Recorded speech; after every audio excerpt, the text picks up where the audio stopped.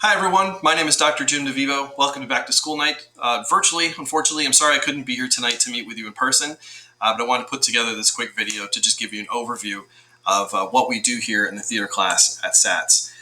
Just a little bit about me to start, and I'll disappear down here a little bit.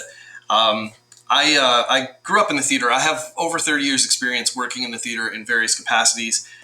This is me just in some of my professional work as an actor, director, and teacher.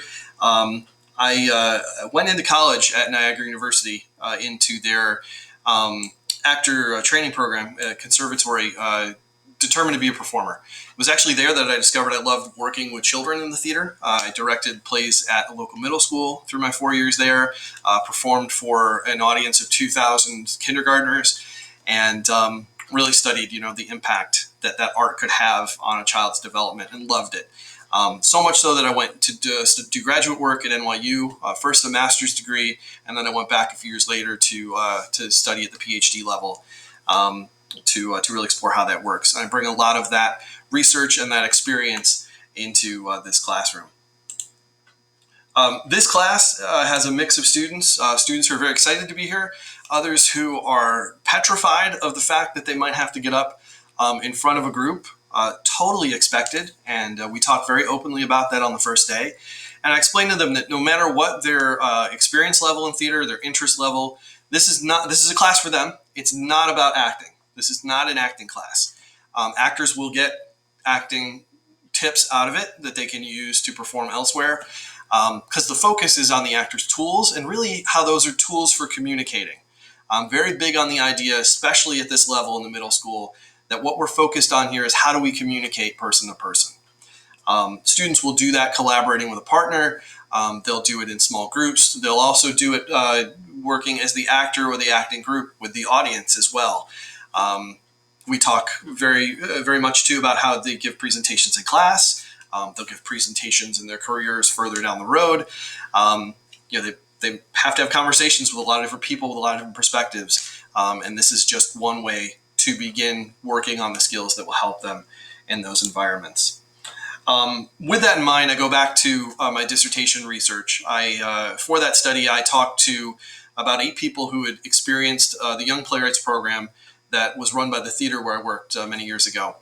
And they had experienced it as high school students, but I talked to them as adults and had them reflect back on their time and their journey since.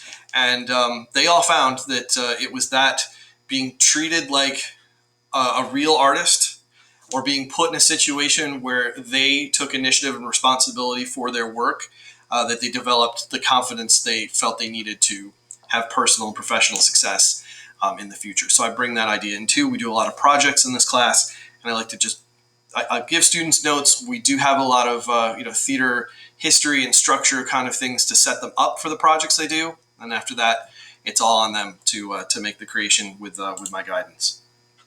I like to also go back to this study from Google.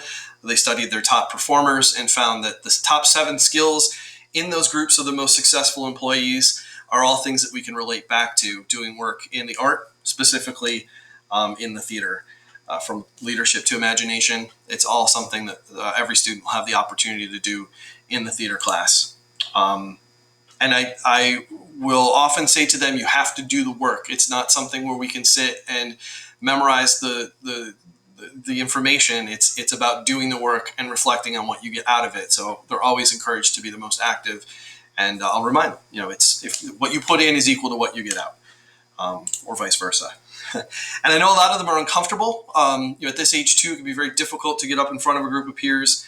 And I always like to lead them to try and to embrace that idea. I think a lot of times young people in particular will look at professional actors and think, well, that's so easy. They're not nervous, anything else. So I like to bring this quote in to show them that even professionals, even someone like Frank Oz, who has done a lot of work, best known for the Muppets and as Yoda in Star Wars, but also as a director and an actor himself, talks about it's about being prepared, doing the work, and then getting up and actually doing it, no matter how you feel. And that if you are comfortable, maybe you need to be challenged more. So it's something we look at too. For that reason, I'll also tell them I won't accept the answer of I don't know. It's not the kind of class where there's a lot of information to study and remember. So I don't know, be creative and give me an answer.